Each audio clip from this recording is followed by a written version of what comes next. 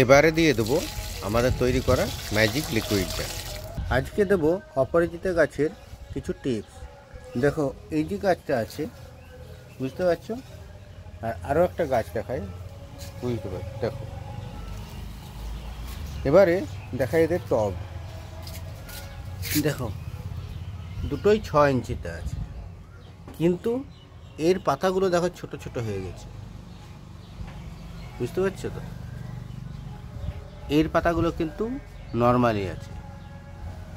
এটার কারণ এই গাছটাকে আমি মাঝে একবার রিপোর্ট করেছিলাম, যখন ফুল দেওয়া বন্ধ করে দিয়েছিল রিপোর্ট করেছিলাম, শেকড় কাটাই ছাটাই করে আবার বসিয়েছিলাম, ওই টবেই বসিয়ে দিয়েছিলাম।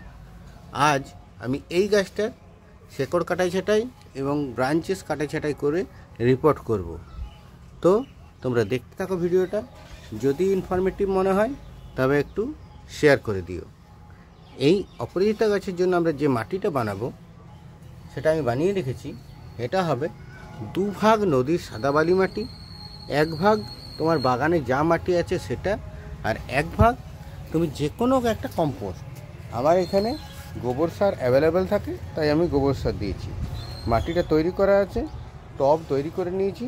এবারে এখান থেকে বের করে আমি একে রিপোর্ট করব। চলো দেখতে থাকো ভিডিওটা। দেখো কত রুট বাউন্ড হয়ে গেছে, ওই জন্যই গাছটা বাড়ছে না, ফুলও দিচ্ছে না। তো আমরা এটাকে কমিয়ে নেবো কিছুটা, তারপর নতুন গাছটাকে প্রতিস্থাপন করবো।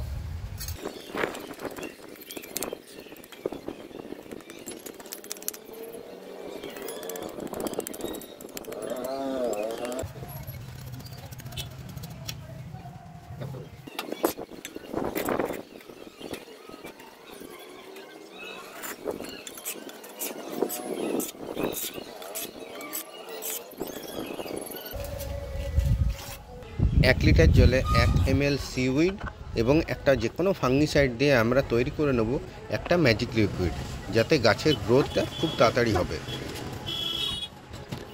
এবারে দিয়ে দেবো আমাদের তৈরি করা ম্যাজিক লিকুইডটা।